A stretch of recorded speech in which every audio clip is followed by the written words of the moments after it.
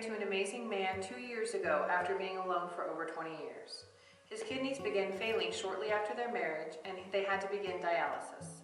They talked about transplant, but none of us matched his blood type, and they said because of his age, waiting on a living donor was a long shot.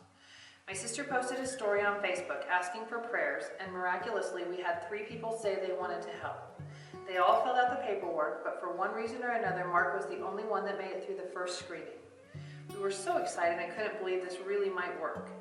My sister and I had known Mark and his fiancée, but he had never met my mother or Gary. He continued to go through screening after screening and passing with flying colors. At the same time, Gary had been steadily declining in health. Mark has been so excited to do this from the start, and he continues to say, "I am not doing anything special, I am doing what anyone else would do." But that is not true in our eyes. Not everyone does this for someone that they don't know.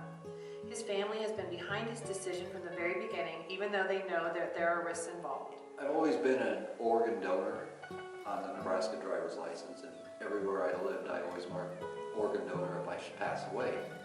After going through medical assisting school in Massachusetts, I learned more about the living donor side. So after coming back here, I didn't know how to start the process. Well, they said the waiting list isn't really kind of what it sounds like. So we came home after that visit and we were very despondent. At that point, my daughter put it on the internet and social media, oh my. So I made a post on Facebook asking mostly for prayers, hoping that, maybe our prayers could be answered. I did get lots and lots of responses and people asking how they could help. One of them was Mark, an old friend. He just said, "This is really something I've always wanted to do and I'd love to do this." He marched through the steps really quickly, passed with flying colors, and next thing you know, he's messaging me and telling me that he's been approved. We were ecstatic, thrilled.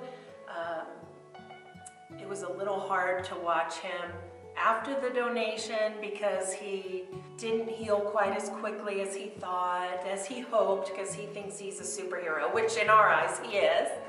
I'm so thankful for him and his family and for everything that he did for my family. So go ahead and just tell me your definition of a hero. Well, obviously with my own experience, Mark sits right at the top of the list, with all the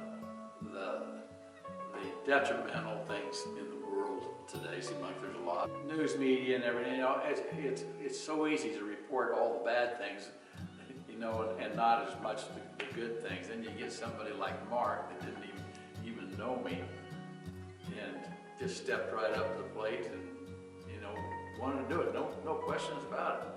I don't know how much higher you can get along, than that. But as far as my life, he's my hero.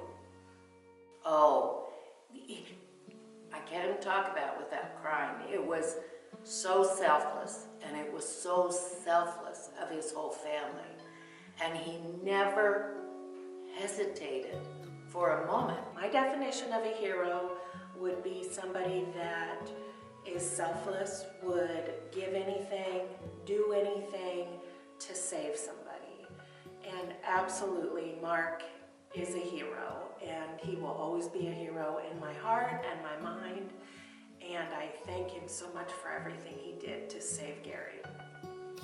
This truly feels like a miracle. He is our angel, our hero, and he is truly a role model for his children.